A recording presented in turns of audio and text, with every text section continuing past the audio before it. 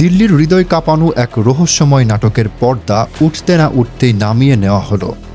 গোপালগঞ্জের সেনা নৃশংসতা ও জুলাই গণহত্যা নিয়ে বহুল প্রতীক্ষিত এক সংবাদ সম্মেলন, যেখানে অংশ নেওয়ার কথা ছিল আওয়ামী লীগের হেভিওয়েট নেতাদের, শেষ মুহূর্তে রহস্যজনকভাবে স্থগিত হয়ে গেল। আয়োজকেরা বলছেন ঢাকার মাইলস্টোন ট্র্যাজেডির কারণে, কিন্তু কূটনৈতিক সূত্র বলছে এর পেছনে রয়েছে দিল্লির শীর্ষ মহলের অদৃশ্য চাপ। ভারতের পররাষ্ট্র মন্ত্রণালয়ের নীরব অবস্থান, দিল্লির একাধিক কূটনৈতিক সূত্রের কৌশলী মন্তব্য আর আয়োজকদের অতীত, সব মিলিয়ে যেন এক গোয়েন্দা উপন্যাসের মতো টান টান উত্তেজনা। বাংলাদেশ হিউম্যান রাইটস ওয়াচ নামের একটি ছায়া সংগঠনের ব্যানারে দিল্লি প্রেস ক্লাবে আয়োজিত এই সংবাদ সম্মেলনের কথা ছিল স্থানীয় সময় বিকাল 5:30। অথচ আয়োজক মোহাম্মদ আলী সিদ্দিকী, যিনি নিজেকে এই সংগঠনের যুক্তরাষ্ট্র চ্যাপ্টারের মহাসচিব দাবি করেন, শেষ মুহূর্তে দুঃখ প্রকাশ করে জানান অনুষ্ঠান হচ্ছে না। যদিও তার যুক্তি ছিল ঢাকার মর্মান্তিক দুর্ঘটনায় নিহত ৩৫ জনের অধিকাংশই শিশু, তাই এই পরিস্থিতিতে সংবাদ সম্মেলন করা অনুচিত।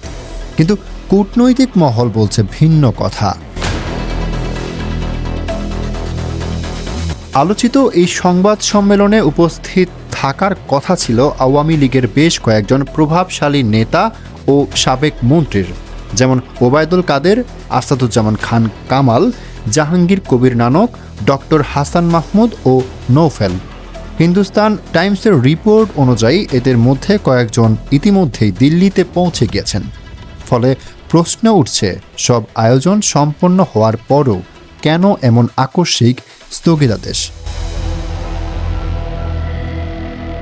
দিল্লির নীতি নির্ধারকেরা এই সম্মেলন ঘিরে ভারত বাংলাদেশ দ্বিপাক্ষিক সম্পর্কের ওপর সম্ভাব্য নেতিবাচক প্রভাবের বিষয়টি গুরুত্বের সঙ্গে বিবেচনা করেছে।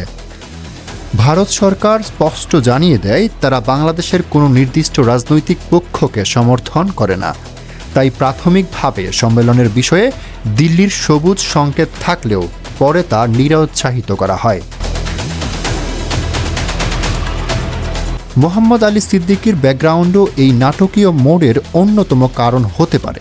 তিনি যুক্তরাষ্ট্র আওয়ামী লীগের দপ্তর সম্পাদক ছিলেন, কিন্তু 2020 সালে বিতর্কিত কর্মকাণ্ডের জন্য বহিষ্কার হন। তার বিরুদ্ধে আগেও একই রকম পদক্ষেপ নেওয়া হয়েছিল।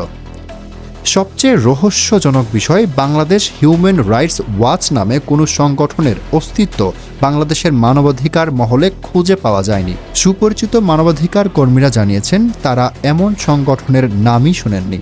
সব মিলিয়ে এই স্থগিত সংবাদ সম্মেলন যেন আরেকটি বড় রাজনীতি ও কূটনৈতিক তাসের খেলা।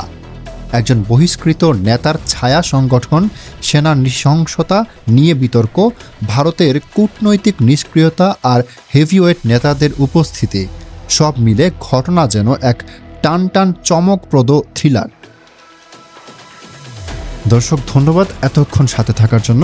ভিডিওটি ভালো লাগলে চ্যানেলটি সাবস্ক্রাইব করে দিন পরবর্তী ভিডিওর জন্য।